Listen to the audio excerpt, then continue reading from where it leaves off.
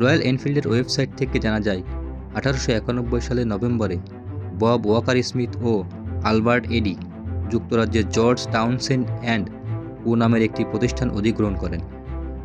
সে সময় টাউনসেন্ড সুই উৎপাদক প্রতিষ্ঠান হিসেবে জনপ্রিয় ছিল।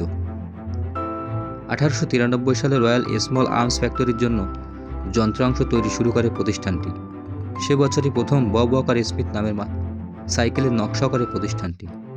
পরবর্তী সময়ে এই সাইকেলের নামকরণ করা হয় রয়্যাল এনফিল্ড।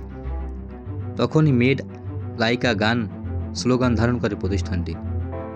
1898 সালে বব ওয়াকার স্মিথ প্রথম মোটর যান তৈরি করে ও 500 সিসির মোটরবাইক তৈরি করতে থাকে প্রতিষ্ঠানটি।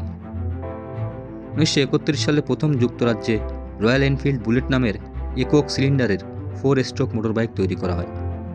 1955 সালে ভারতের মাদ্রাজ মোটর